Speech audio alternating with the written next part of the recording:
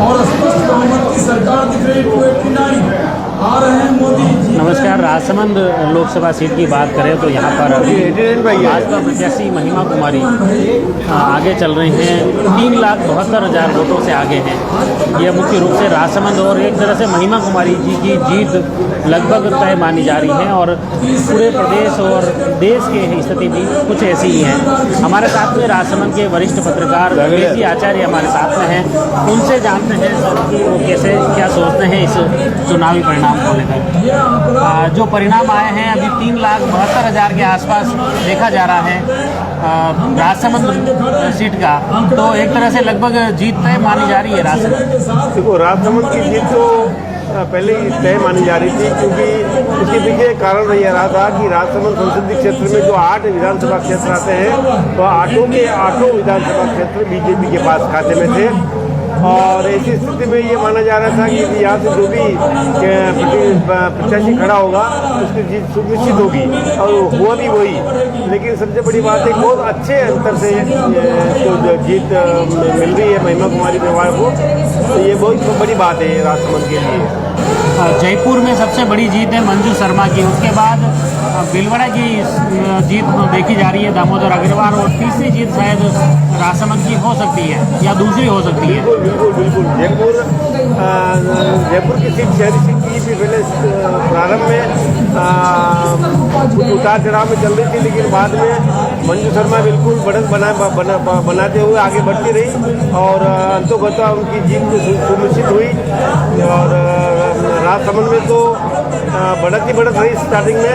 हालांकि कई जैसे मेटरा डेगाना में दामोदर कुमार जी और प्रसाद गुजर ने कुछ अधिक मत लिए थे, लेकिन फिर बाद में वो पिछड़ गए, फिर पिछड़ते ही रहे। ये बहुत बड़ी जीत मानी जा रही है राजसमंद संसदीय क्षेत्र से।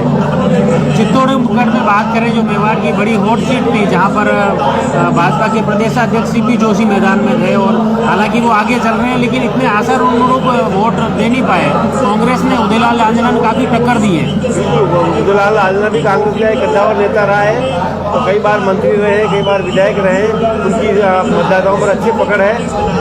ऐसी स्थिति में सीपी जोशी को, जो प्रदेशाध्यक्ष बीजेपी के, उनको काफ़ी मशक्कत करनी पड़ी, लेकिन ज़्यादा अंतर यहाँ पर जीत हार का दिखाई नहीं दे रहा है। प्रदेश में भी जो आकलन किया जा रहा था कि सीटें इतनी नहीं मिल पाएगी बीजेपी, बहुत बड़ा चौंकाने वाला परिणाम आया है। प्रदेश में लोगों का आकलन ये था 4 से 5 सीटें कांग्रेस ले जा सकती है, लेकिन बहुत ही ज़्यादा चौंकाने वाला परिणाम आया है।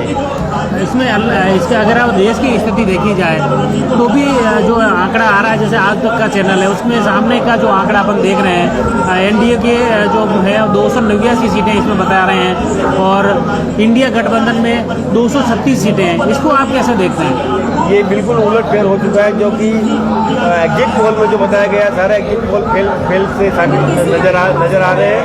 क्योंकि पूरा कैंपेन जो चुनाव का, लोकसभा चुनाव का पूरे देश में जो हुआ, तो मोदी मैजिक के रूप में हुआ कि मोदी हुआ, लेकिन मोदी का जादू कहीं दिखाई नहीं दिया। सबसे बड़ी बात तो उत्तर प्रदेश में जिस तरह से बीजेपी पिछड़ गई है, तो काफ़ी नुकसान वहाँ उठाना पड़ा है। और ये राजस्थान, हरियाणा ऐसी जगह, राजस्थान में भी उम्मीद नहीं की जा रही थी, लेकिन राजस्थान में बहुत बड़ा भारी नुकसान बीजेपी को उठाना पड़ा है। और उत्तर प्रदेश तो यही, जहाँ इतनी बड़ी सीटें थी, वहाँ पर बीजेपी को बहुत बड़ा नुकसान उठाना पड़ा है। ऐसी स्थिति में बीजेपी को विचार करने की जरूरत है कि ये आखिर ऐसा हो कैसे पाया है, जबकि नरेंद्र मोदी अकेले इस बार चुनाव में काफ़ी सक्रिय रहे, काफ़ी चुनाव रैलियाँ की, काफ़ी सभाएँ की। उन्हें उम्मीद थी कि इस बार 400 पार होंगे, लेकिन 400 पार की जगह 300 पार भी नहीं हो पाया। इसमें मुख्य रूप से इस बार कहीं न कहीं भाजपा कौन हो गई, यूँ लग रहा है, ताकि पूरे चुनाव में सिर्फ मोदी का नाम बहुत ज़्यादा लिया जा रहा था, भाजपा को कौन कर दिया था, ऐसा इसी का लगता है, इसी का परिणाम ये देखने को मिल रहा है। क्योंकि पार्टी एक तरफ होगी, नरेंद्र मोदी को ही लेकर के चुनाव लड़ा गया, इससे कार्यकर्ताओं में कहीं न कहीं नाराजगी रही, और उसका ये असर पड़ा मतदाताओं पर, तो वोट नहीं डलवा पाई बीजेपी के पक्ष में। ये परिणाम अभी के जो स्थिति आई है, अभी हालांकि अभी गणना जारी है, लेकिन फिर भी जो आंकड़ा है यूँ लग रहा है कि फिर तो कहीं न कहीं डामाडोल, हालांकि विपक्ष जरूर मजबूत है, लेकिन सरकार विपक्ष मजबूत है, वो बात जहाँ तक ठीक है, लेकिन बीजेपी अकेले अपने दम पर बहुमत का आंकड़ा पार नहीं कर पाई। सबसे बड़ी दुर्भाग्यपूर्ण स्थिति बीजेपी के लिए एक, वो अकेले अपने दम पर बहुमत का आंकड़ा 272 का जो वो भी पार नहीं कर पाई है, और एनडीए कुल मिला के 300 पार नहीं कर पाया है।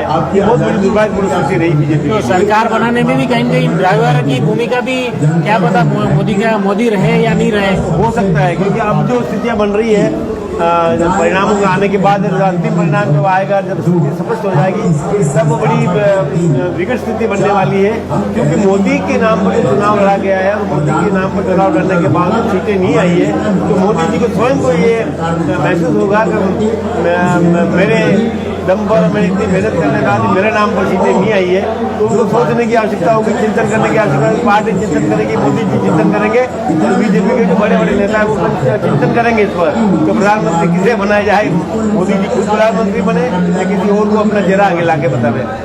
तो इसमें क्या लग रहा है, अब जो स्थिति बिहार में दिख रही है, जैसे दूसरे जो अन्य दल हैं, वो दल भी कहीं ऐसा लग रहा है कि कहीं न कहीं अब दल बदल सकते हैं। अब परिस्थितियाँ देखते हुए, जो परिणाम आ रहे हैं परिस्थितियाँ देखते हुए, अन्य राजनीतिक दल जो है, क्षेत्रीय दल है, वह पर्ची मारने में कभी देर नहीं करते। राजनीति में तो होता है, तो मौका प्रश्न चलता है, मौका देख करके राजनीतिक दल पर्ची मार लेते हैं, इधर से उधर चले जाते हैं। और यदि ऐसा हो जाता है, 2-3 अगर दल जो घटक दल है, एनडीए के जो घटक दल है, 2-3 दल अगर छिटक जाते हैं, तो फिर बीजेपी सरकार बनना अत्यंत मुश्किल हो जाएगी। बिल्कुल बिल्कुल, ये मुख्य रूप से आपने देखा वास्तव में जो स्थिति अभी प्रदेश की और देश की जो बन रही है, जो परिणाम जो आए हैं मुख्य रूप से चौंकाने वाले हैं। और ये परिणाम आप देख सकते हैं, ये आज तक का है। इसमें एनडीए की 289 सीटें बताई हैं, इंडिया गठबंधन की 236 सीटें हैं, और दूसरी तरफ ये आप देख सकते हैं जी राजस्थान,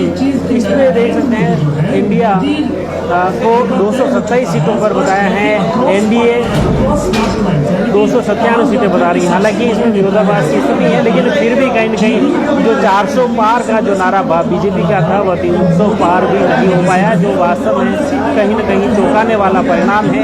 और ये देखा जा रहा है कि हो सकता है अब सरकार गठन में भी बड़ी चुनौती खड़ी हो सकती है। हालांकि एक राहत की बात यूँ कह सकते हैं कि यह एक लोकतंत्र की इसमें जीत कह सकते हैं, विपक्ष कहीं न कहीं मजबूत होगा। नुकसान यहाँ पर अगर आप बोलिए तो वो है